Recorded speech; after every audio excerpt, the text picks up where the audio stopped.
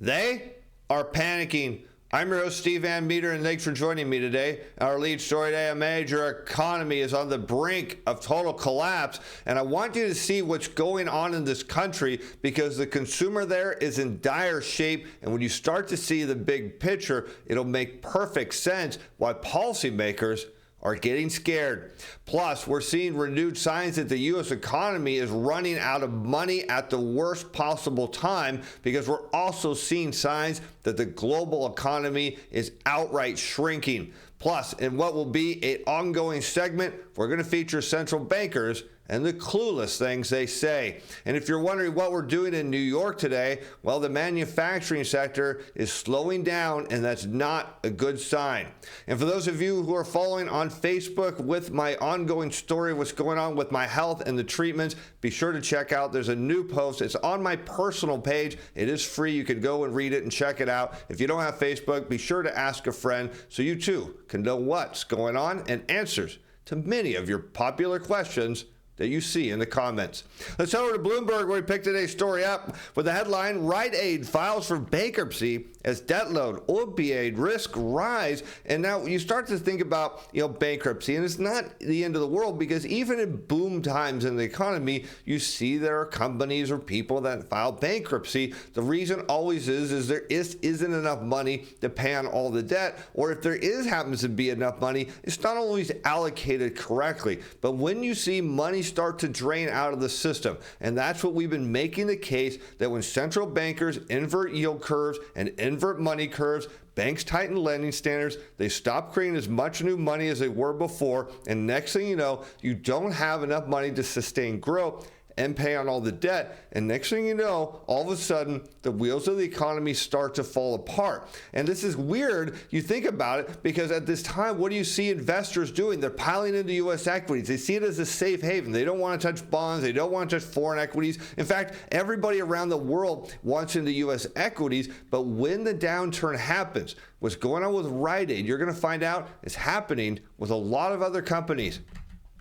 Hard hit by the pandemic, Rite Aid began a series of debt swaps and paydowns between 2020 and 2022. Notably, I looked up before that, they were buying their stock back, and they took on a ton of debt as they tried to cut their interest expenses. It's closed around 200 underperforming stores and entered sale-leaseback deals. Look at this. The company is estimated it had more than 100,000 creditors and said funds would be available for distribution to unsecured ones. McKesson is the largest unsecured non-insider creditor with trade payable claims of a whopping $667 million. So you can really see what's going to happen during the next downturn is companies are going to be loaded with so much debt because they have so much debt. That was what we did this last cycle, was borrow money, buy stock back, borrow money, and do things that were unproductive, and these companies took on massive amounts of debt. The issue here we see as demand for money goes up at a time when available money in the economy goes down, you get to bankruptcies, and next thing you know, you're going to see stock prices come crumbling down in companies that a lot of people don't even realize are loaded up in debt. It's just what happens when you see the amount of new money in an economy, in a debt-based economy, start to go away. Now let's take a look at New York here, because this is what we're doing as we head over to the Empire State Manufacturing Survey to see if we're getting any signs of this soft landing. The reality is we're not. As business activity edged lower in New York State, according to firms reporting to the October 2023 Empire State Manufacturing Survey, the headline General Business Conditions Index fell 7 points to minus 4.6. So if you stopped right there, you have an indication that, wait a minute, maybe we're not seeing a soft landing, even though there was all this hope, there was a little bit of revival in the factory sector. Well, if we're looking for it, right now we're not finding it in New York, but there's some other problems as we dig deeper into this report. Here you can see that unfilled or new orders fell slightly while shipments were a little changed. But here's a big one. Unfilled orders decline. So these are backlogs. These are orders that come in that just haven't been filled. They're maybe not priorities. And when you have time and workers available, you put them on those unfilled orders, and delivery times shorten. Inventory is held steady while labor market indicators pointed to a slight increase in both employment and the average work week. So what's notable here is even though we're seeing these backlogs go down, which we'll look at deeper here in a moment, companies are still hiring a little bit, which tells us they actually believe the U.S. economy and the global economy is going to turn around, make the case of why that's not going to happen, particularly if this major economy that we're going to talk about goes under. It takes the rest of the world right down with it. The new orders index dropped 9 points to minus 4.2, pointing to a small decline in orders, and the shipments index fell 11 points to 1.4, a sign that shipments were little change. Here's the big one. The unfilled orders index fell to minus 19.1, indicating that unfilled orders fell significantly. Meanwhile, the inventories index remained below zero and minus 2.1, pointing to a small decline in inventories. So what is happening here is you're seeing all of these backlogs. So you've got these employees, they don't have enough of the new business work to keep them busy, so you put them on the old business work and they're chewing through it. So what eventually happens is if we don't see this mythical soft landing and a turnaround in the U.S. economy, all of a sudden you're going to have idle labor standing around, and well, as far as employers go, that means they're going to be hitting the unemployment line. The prices paid index held steady at 25.5, reflecting little change in the pace of input price increases. But here's another one. Look at this. While the prices received index fell 8 points to 11.7, signaling a deceleration of input price increases. Let me translate that to you. It means that they can't pass these higher prices on to consumers. There isn't demand there. So you're seeing these employers, these manufacturers are getting what's called squeezed at the margin. Their costs are going up. What they're getting for their goods are not going up at the same pace. Next thing you know, they run out of backlogs. They don't have new orders. They have to trim. And eventually, that's what we keep saying. At some point, we're going to see an uptick in unemployment claims because these idle workers cannot stand around unless we see, of course, the global economy turn around. And we're going to make the case of why, when you see this major economies going under, there is going to be no revival. But let's take a look as there's hope in New York. There's hope everywhere, at least from the world of central bankers. And what we notice is here we have the net percentage of domestic banks tightening standards for commercial industrial loans to firms of all sizes. So they're restricting credit. That's the key part here. And we're going to look at the general business conditions diffusion index for New York in red. Now, of course, unlike the Philly Fed, which we love to use, the New York index, we don't have a ton of data. But what we see here is as banks tighten lending standards, what happens? Business activity goes down. You see it here again, 2015, 2016. How about the pandemic? Well, that was the obvious one. There was a lot of reasons for that. But notably, look at now. And I want to show you why this is a problem, because this should start to head down because there's no signs. We'll talk about central bankers a bit later, that banks are going to start making credit available. In fact, everything I hear tells me it's getting tighter and tighter. And yet, the index for future business conditions moved down 3 points to 23.1, suggesting firms remain relatively optimistic about future conditions. However, less than half respondents expect conditions to improve over the next 6 months. New orders and shipments are expected to increase, though less so than last month. So I don't know where they're getting this optimism from. Maybe it's people telling them they're going to order more, but then we have to look at global trade. We have to go to a bigger picture here and say, is the global economy turning around? But maybe it's just not happening in New York. And to that, we head over to FreightWaves, who headlines, U.S. container imports still rising, topping pre-COVID levels. Now look, we have to go back now far enough to show some growth, but one thing that should be topping new levels, that's your trading account. Here's an update just from our Sunday show. Some of you ask, is it really that easy to use your reports? The answer is yes. Let me show you how easy it is. Here is the NASDAQ. This is QQQ. And right now we're showing a 2% gain. Our signal said buy on open of this day here, this green candlestick. And as the time of recording, this was up 2% here since that purchase. Here's how easy it is. On October 9th, we tell you, watch our two reports. The CTA-Timer Pro looks at the machine positioning, runs historical overlay. When you see them buying up particularly from a short position. That's one of the two signals you need here to happen on October 9th. The second one happened the same day on our Momentum Timer Pro Report, which right now you can lock in at $20 a month and you get the first month free. There's a coupon code in the description, and it had one signal. This is a technical momentum signal. This said one daily count on it. That's all you need. You put the two together, you buy, you throw a stop loss under them, and now as you can see, that would be up 2%. The problem here is, as we look at the U.S. imports aren't up enough, because 2% for your trading account is great, but in the import world, it's not. As U.S. imports over the first 9 months of 2023 were 2.5% higher than the same period in 2019. So now we're going back to pre-COVID levels, but we're looking for optimism here. They're up 4.6 compared to the same period in 2018 and 11.4 versus January through September 2017. And what I want you to be thinking is that's not keeping up with inflation. So what you're seeing is demand is actually far weaker than what everybody is suggesting, because we're having to go back now to pre-COVID era and say, hey, well, look, demand is higher. But it's only 2.5% higher. That's nothing. That is nothing for the U.S. economy. It should be much larger than that. It released its latest monthly outlook on Tuesday, as cargo volumes will still be strong the rest of the year, but not as high as we expected a month ago. But look at this. Quote, retailers stocked up early this year as a safeguard against supply chain labor issues and are well situated to meet customer demand, assuming customer demand is actually there, which we're going to know that it's not likely to be, because consumers have run out of pandemic stimulus. Their credit card and minimum payments keep going up because the Fed keeps raising rates. We have student loan repayments back. It just is not the good setup for the U.S. consumer here to spend in the holiday season. But notably, what we just saw, there's a key part. Retailers stocked up early this year. So remember that kind of revival in the global manufacturing sector that we said was the holiday and back to school? There's your evidence, and it's done. Unless the U.S. consumer comes out and spends. And remember, their credit cards are probably almost maxed out, if not close to that now. Banks aren't really extending more credit. If the U.S. consumer cannot come and spend this holiday season, you're going to watch the wheels come flying off of the U.S. economy in the beginning of the next year.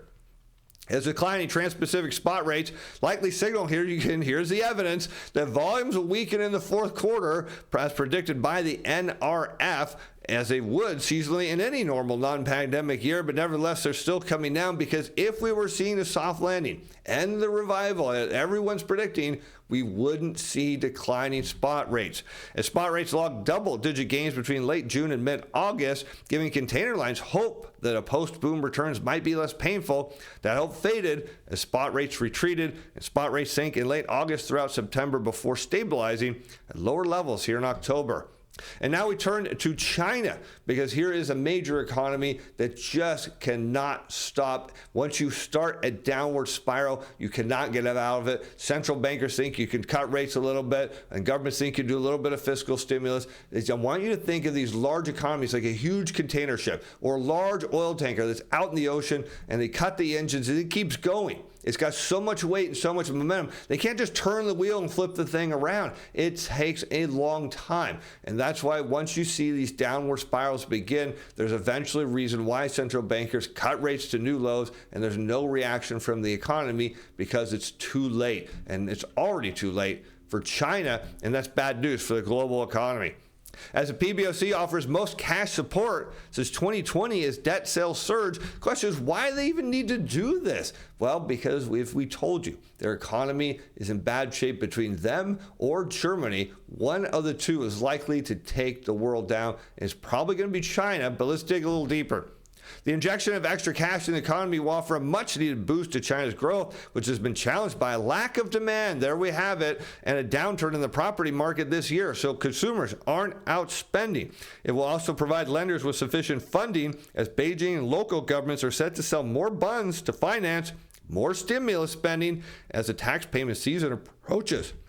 Official data on Friday showed a surprise flatlining of the consumer inflation rate last month, though the other recent indicators, such as exports, have suggested the slowdown may be moderating. But what did we just learn from FreightWaves? that this is U.S. retailers stocking up ahead of time before the holiday season. So what we should be watching for next is to see if the data starts to turn down. That's why we were in New York today to look at what's going on in the Empire State Manufacturing Survey, because it did kind of indicate things are going to slow down. If new orders don't pick up there, there's a problem. Same thing happening in China. And here we can see China moves to add fiscal stimulus base after weak data. And of course, there you're starting to see they're getting scared, because if the Chinese economy doesn't turn around, they've got no other hope. The monetary stimulus so far is not working. That means you go to direct fiscal stimulus, and it tells you they are indeed panicking.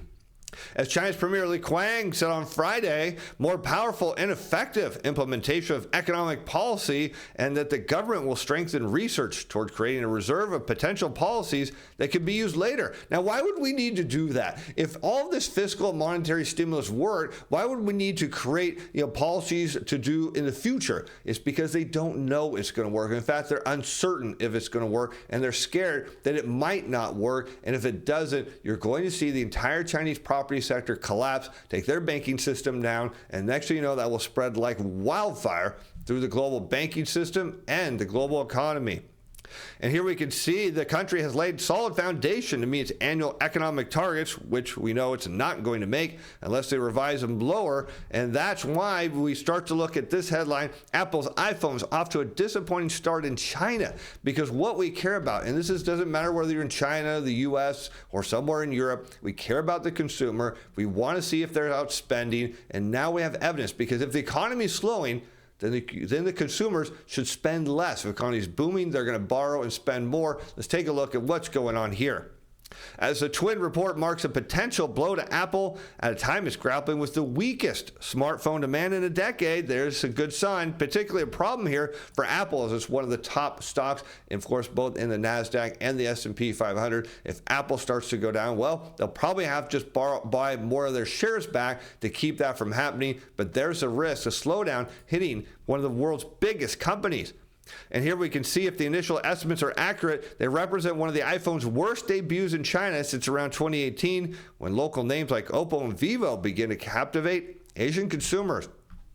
Counterpoint blamed the iPhone slump in China mainly on an economy struggling to rebound from its COVID trial, and it stressed in the U.S. that iPhone 15 likely posted a double-digit rise over 2022 in the first 9 days of sale. Well, they better be hoping it does, because it's not just the U.S. consumer here. A lot of people all over the world buy iPhones, and if we see demand falling in China, eventually it comes across to U.S. shores, and that's why we start to look at central bankers and the clueless things that they say. As Janet Yellen says, higher interest rates may persist in the U.S. Of course, Janet Yellen's never heard of something called, well, the yield curve, or she's not familiar with what the banks do, clearly, because here we look at the net percentage of domestic banks tightening standards for commercial industrial loans to firms of all sizes. What you'll note is, as banks tighten lending standards, what happens to the Fed? They cut rates. In fact, they cut going to the dot-com bubble.